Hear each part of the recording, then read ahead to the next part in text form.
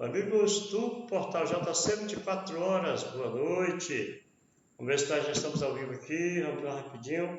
Márcia, está ao vivo aí? Confere. Deixa eu só conferir aqui se nós estamos ao vivo realmente, já. Hoje, dia 20 de julho, dia do maçom. Opa, estamos sim, agora sim. 20 de agosto. Amigos do Portal JC 24 horas, boa noite. Nós estamos nesse 20 de agosto, dia do maçom, e temos na nossa sala de reunião aqui no nosso debate 3 grandes nomes da maçonaria aqui na nossa região. É o tio Borges e nosso amigo Jairo Honório. Tio Borges, boa noite. Boa noite, Mística, boa noite, Jairo, e todos os que estão em sintonia com o JC 24 horas. Boa noite, Jairo. Boa noite, Temístocles. Boa noite, tio Borges. Tá? E a todos que estão nos acompanhando aí por meio do portal. Márcio, vê se tem som aí. O internauta que está em casa, vê se está com o som direitinho, beleza?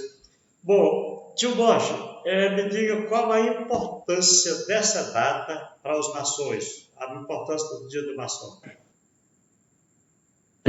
Essa pergunta é muito promissora, porque 20 de agosto é uma data de grande relevância para o mundo maçônico. Vai falar. Foi exatamente nessa data, em 1822, mais precisamente numa loja que estava sendo comandada pelo José Bonifácio de Andrade e Silva, Joaquim Gonçalves Ledos e outros mais, e foi exatamente nessa sessão maçônica que foi proclamada o 7 de setembro, antes da data. Quer dizer, a independência do Brasil, não, na realidade, na história, lá fora, ela conta que foi 7 de setembro, mas para a maçonaria foi hoje, 20 de agosto. Portanto, essa data ficou no calendário maçônico e todos os anos ela é reverenciada com muito público, ou seja, com muita garra, assim, porque foi exatamente a maçonaria que fez, de 1822 para cá, a história do nosso amado Brasil. Então, o 20 de agosto é tido como a data da proclamação da independência do Brasil por José Bonifácio de Andrade e Silva, ou seja, o patriarca da independência. Jairo Honório, além desse destaque histórico, como você vê a importância dessa data para os maçons? Temístocles, a data do dia 20 não somente é celebrada a maçonaria, mas toda e qualquer outra entidade, toda e qualquer outra categoria, é um momento em que esses grupos têm a oportunidade de tornar o seu trabalho evidenciado, de celebrar as conquistas que já alcançaram e dar visibilidade, para que a sociedade possa ver que existe uma entidade, uma organização civil, sem fins lucrativos, que trabalha para o bem de todos. Então, essa data é importante para que a gente possa, como o tio Borges muito bem iniciou, entender um pouco da história e o papel da maçonaria dentro dessa história. E se formos analisar o Brasil inteiro, desde a sua colonização até o processo da sua independência, dos grandes feitos históricos, sempre teve a maçonaria ali ao lado, entendeu? Analisando, dando força e construindo um Brasil cada vez melhor. Tio Borges, as pessoas dizem que a maçonaria é secreta. Os maçons dizem que ela é discreta. Na verdade, secreta e discreta são as duas coisas. Eu diria as três, não só as duas, mas sim as três coisas. Principalmente a curiosidade.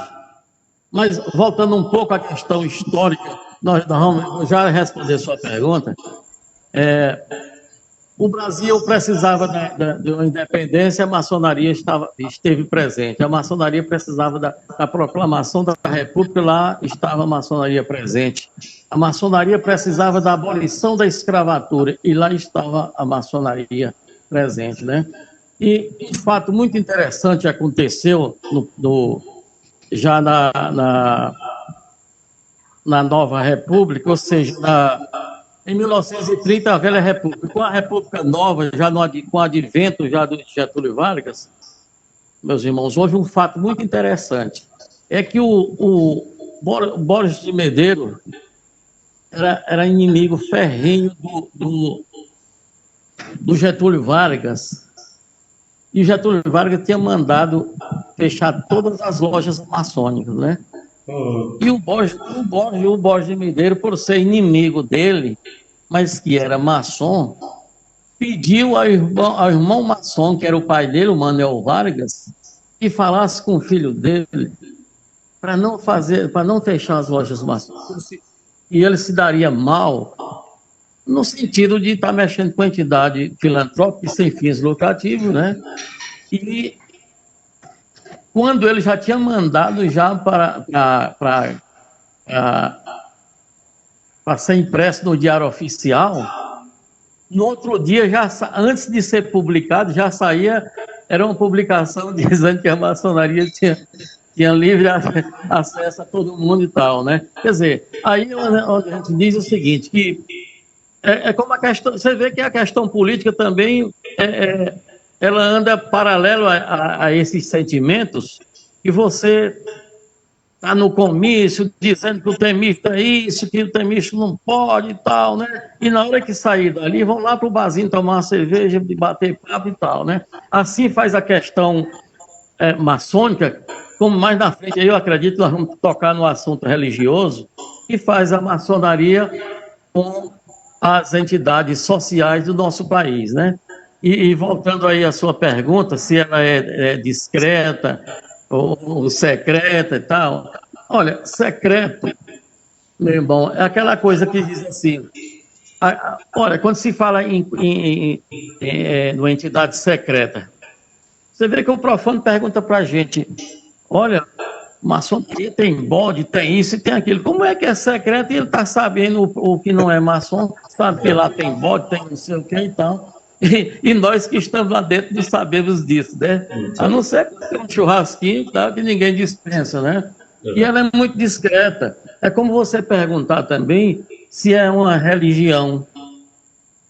Ela é religiosa, a maçonaria é religiosa. É tão provável que quem não tem uma crença religiosa, ou seja, quem não crê em Deus, não pode ingressar na maçonaria. Você vê o próprio ateu. O ateu já fez proposta à maçonaria e não foi aceita, por ele não acreditar em Deus. E aí você vai perguntar ao ateu, você acredita em Deus? Ele dá, graças a Deus, não.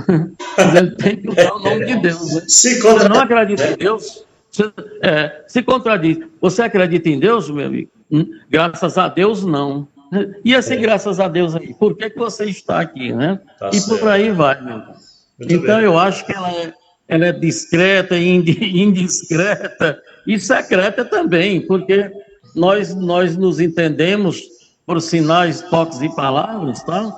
E muita gente acha que, por saber toques e palavras, já é um maçom sem ter passado pela pauta iniciática, né? Muito bem. Vou só dar um abraço aqui para a nossa amiga, o Nair Santos, está acompanhando a gente, e o Edivaldo, né? Boa noite, meus amados irmãos, sou Edivaldo do Oriente de São Raimundo Nonato, grande loja Unidas do Piauí.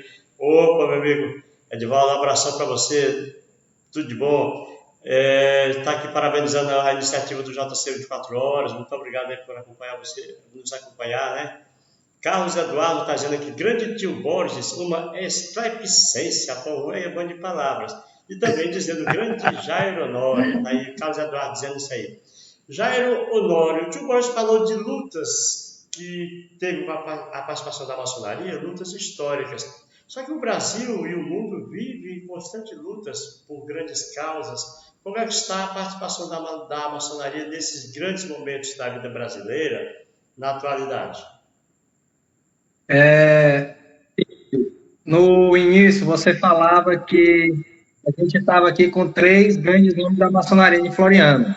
E aí você terminou por apresentar apenas o tio Borges e a mim.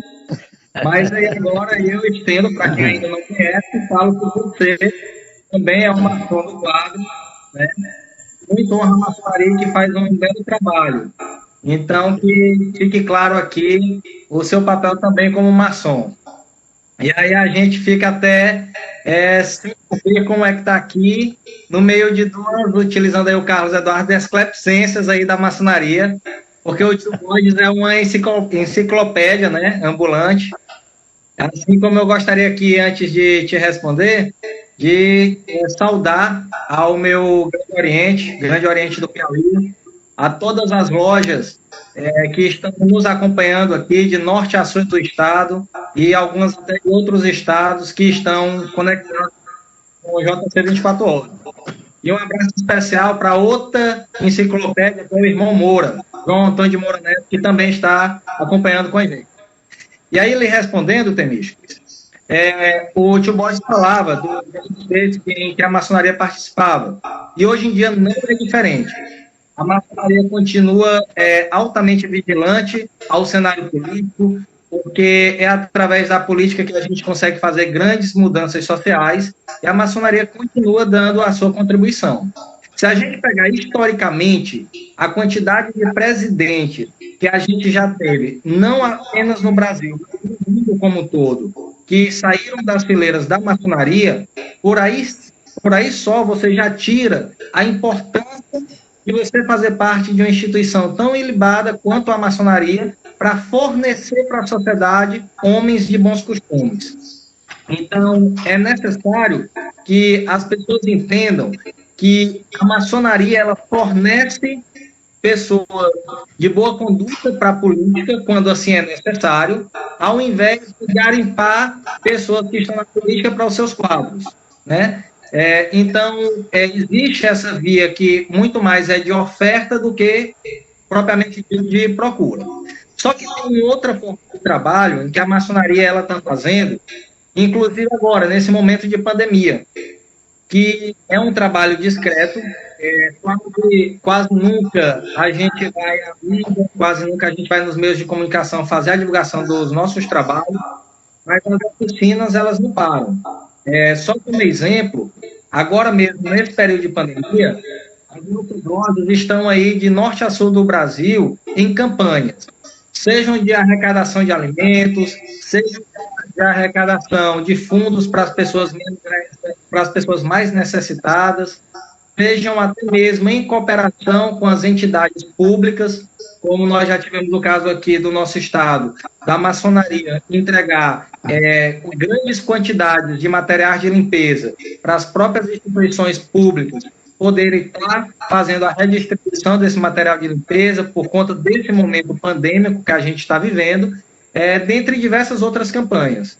E em Floriano, uma das campanhas fortes que a gente tem é a campanha de doação de sangue, que é uma campanha altamente necessária em todo o nosso estado, em todo o nosso país, e que nesse momento de pandemia, onde a gente vê que a própria questão do contato, ela fica mais delicada, a própria questão de você sair da sua casa, sair do seu recinto, porque aí nesse momento você pode estar sendo exposto ao vírus, faz com que as geladeiras dos nossos hemocentros fiquem mais vazias ainda. Então, uma situação que já era delicada termina se agravando por conta dessa crise.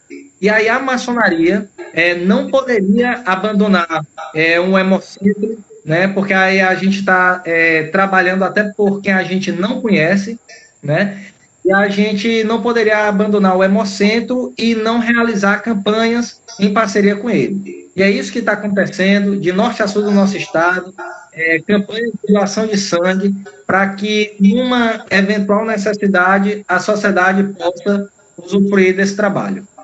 Bom, nós temos aqui, olha só, o Edivaldo está dizendo, ele mora aqui na cidade de Floriano, inclusive um amigão da gente, a gente conhece, é empresário aqui da Pax Piauí, né? Ele está dizendo o seguinte: apaixonado por maçonaria, tio Borges é um baluarte da maçonaria, o Edivaldo está dizendo aqui, né? E dizendo, nosso irmão, o JC é um grande irmão. Muito obrigado, Edivaldo, um abração, realmente também sou seu fã. Aqui está tendo indicativo, peraí.